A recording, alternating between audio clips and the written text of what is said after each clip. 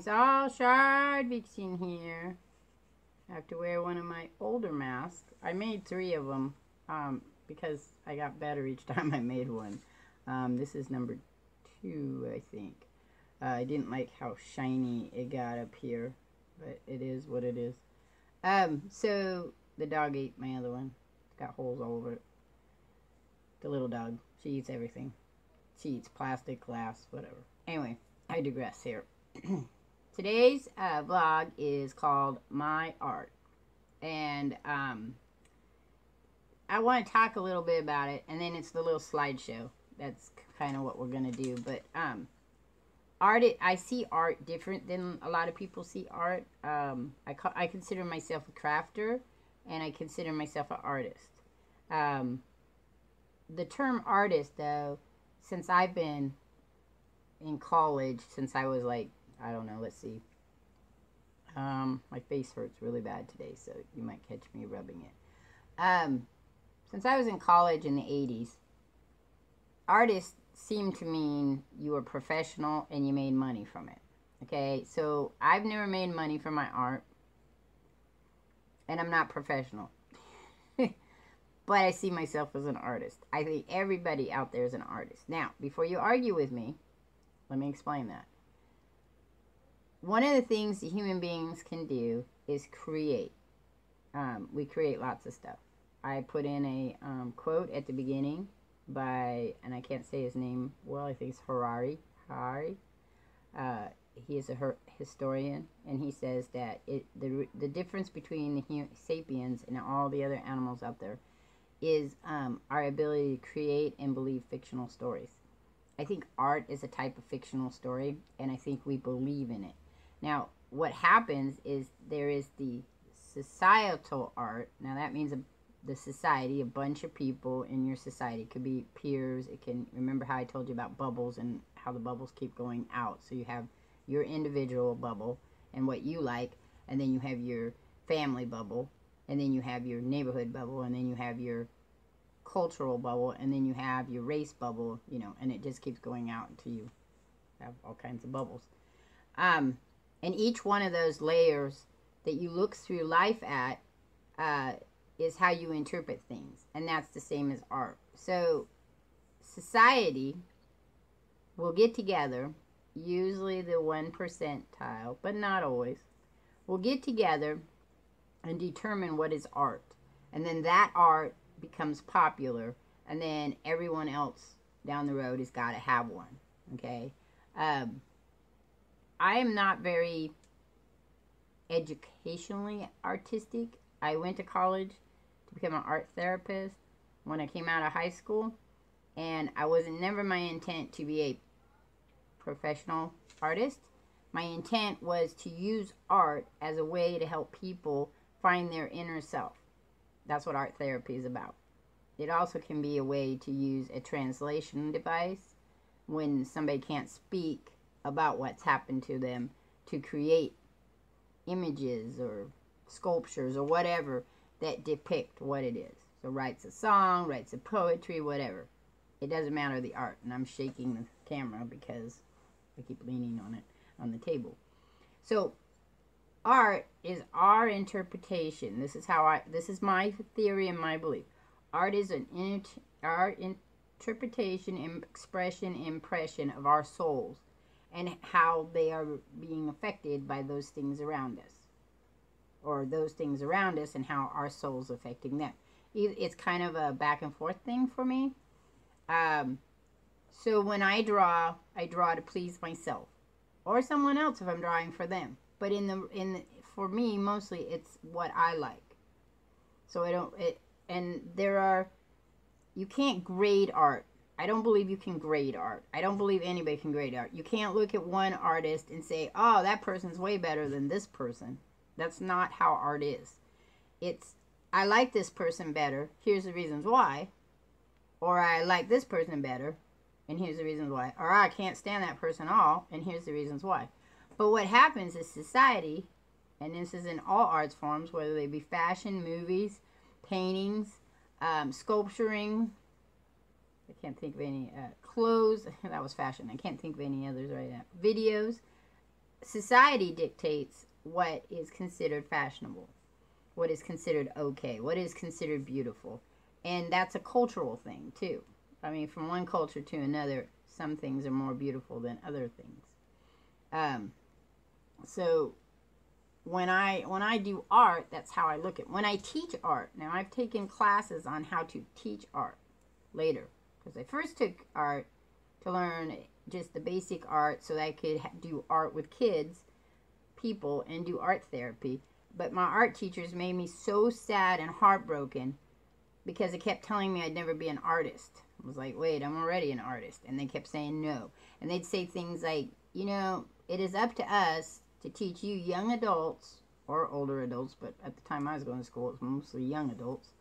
Young adults, those things that your parents and your teachers told you when you were kids, we have to break that illusion. And I'm like, I don't think so. But it did. It broke my heart, and so I didn't do art for a long time.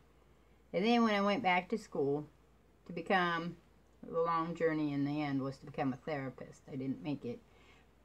But, well, I was an intern for a while, but I didn't make all the way to the end. But it was to use art as a way to open up that dialogue between two people, or open up the dialogue to yourself. And so when people draw a picture and say, oh, it's horrible, I have to ask them, are you looking at it from the eye of what society's told you is beautiful, or are you looking at it from the eye that's you? But most people can't tell the difference between their lenses. They can't tell the individual lens from the societal lens, or from my peers' lens, or from my culture's lens. They can't do that. They don't have that ability. And even artists don't have that ability. When they draw or do whatever they're doing, it's from their lens. So, some of my favorite draw artists, and I'll give you a list of them at the end of the blog. Sorry. It hurts. Sorry. That was a brief. I might edit that. Salvador Dali is one of, has to be my absolute favorite since I've been in high school. The way he draws and paints, and the things he's exploring, and things that he moves through, and the things he tries to do, that to me is an artist. Whether his art is beautiful or not is not the question. It's how it makes you feel when you look at it. I'm not very good at the artsy, I hate the word for it, but the critiquing of art through society's eyes. I'm not good with that, because somebody could show me the picture of Salvador Dali and then tell me what it all means. But in the end, I don't care. All I care about is how it made me feel. And that's how art should be. It should be about how it makes you feel. The artist had their own interpretation from their lens. But then they shared it with you, and maybe you could see what they were seeing. But maybe you saw some other thing in it based on who you are. And that is a human trait. And I can show humans, and I have, people have come to me and say, oh, I can't draw, I can't do this, I can't do that. And I put materials and stuff in front of them and said, just do whatever you feel like doing. And everyone, I did groups that way. It was for adult art. Educated people, people doing master's degree, people, you know, in jobs, whatever. And we did that, and we pulled them down. And I said, you have no rules to this. You have no expectations. There's nothing. All you need to do is do something. Some people did handprints. Some people build statues to, you know, little things. Some people drew lines.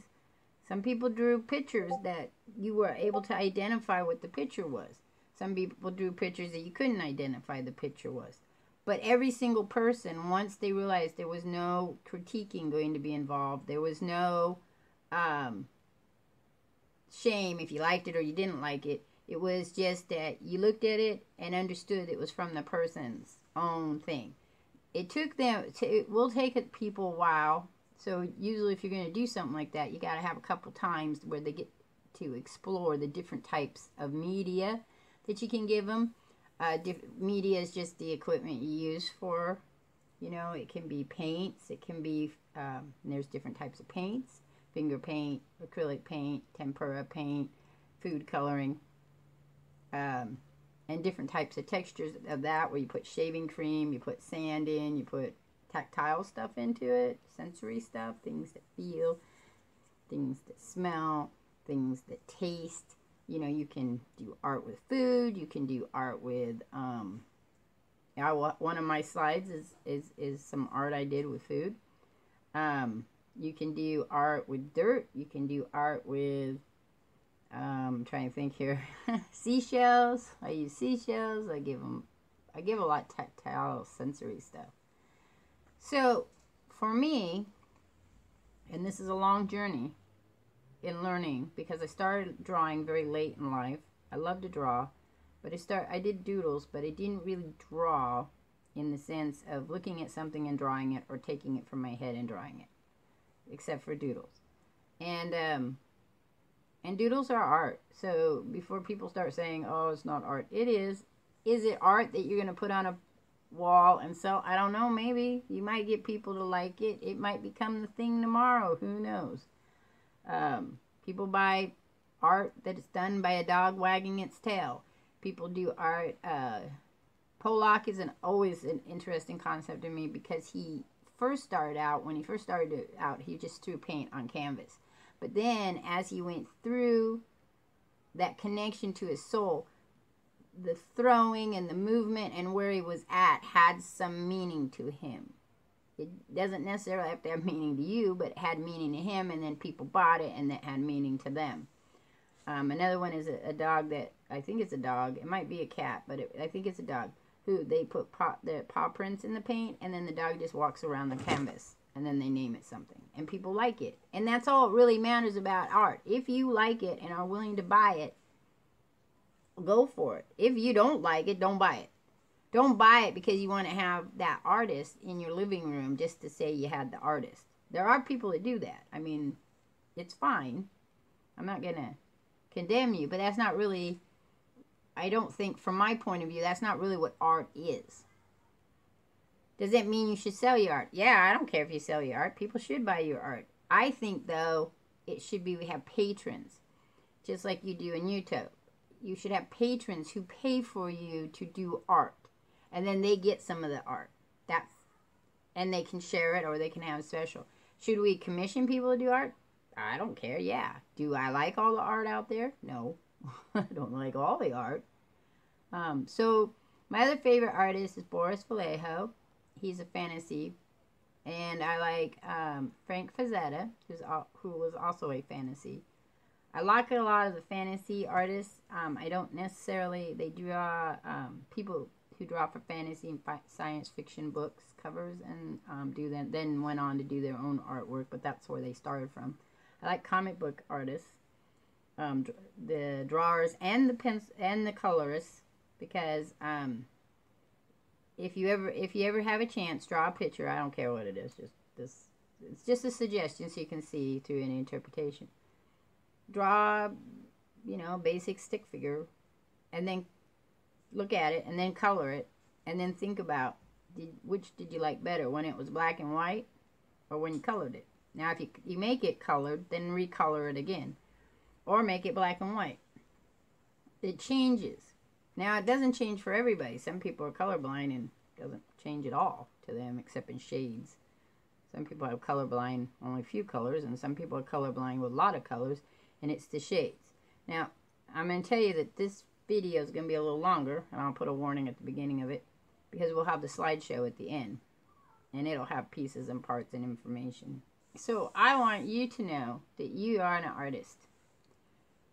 And you can say, oh, no, I couldn't never draw nothing. Oh, no, I couldn't do this. Oh, no, I couldn't do that. I could teach you how. And eventually I will. I on my other channel, Shardvixen's Magnificent channel, I am in the process of getting ready to do, I had bought some tripods. They broke, so my tripods broke. So I have to fix them. And then I will start doing once a week, hopefully, cross our fingers, maybe differently. It'll depend on the vlog. If the vlog gets done on Saturday, then we'll have art, crafts, on Sunday. But I'll teach you how to do different. I will be making videos to show you how to like make masks, how to mix colors, how to do just in it. People call them kid classes, but they're not, because I've taught adults how to do it. But I think connecting to the inner artist inside you is really kind of important for growth and well-being.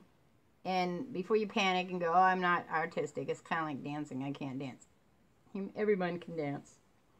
Everyone can be an artist. Some of us are better at looking at the art and appreciating it.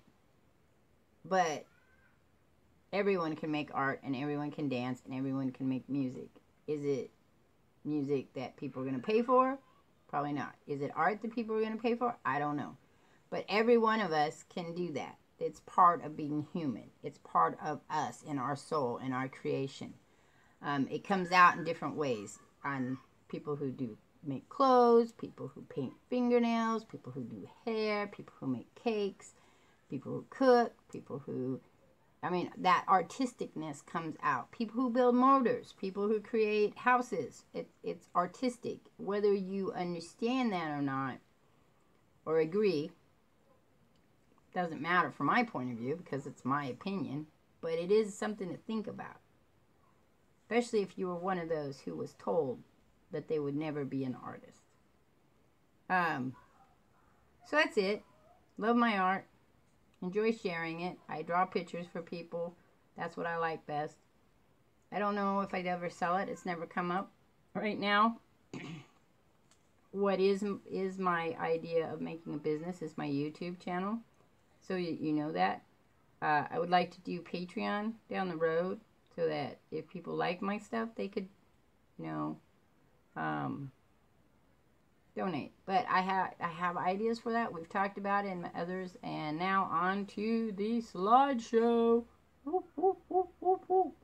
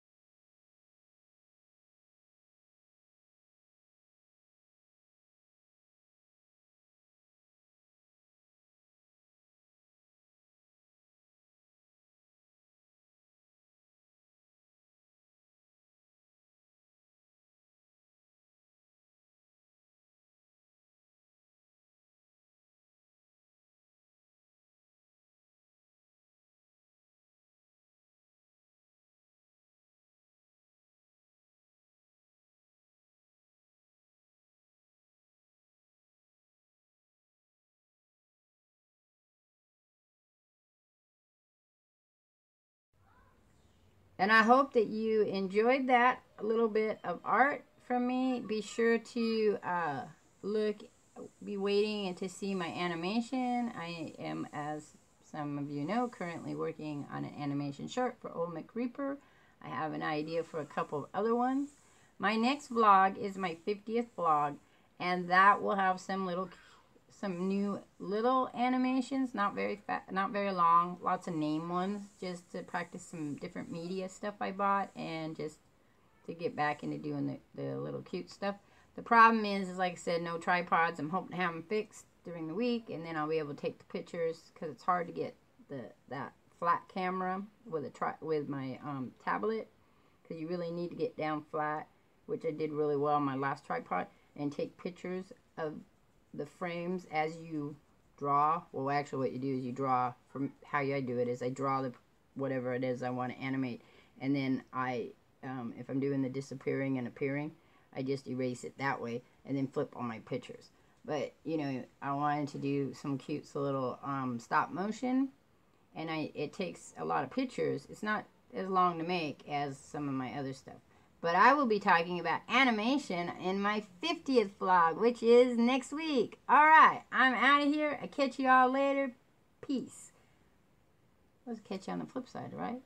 Peace. I forgot my out.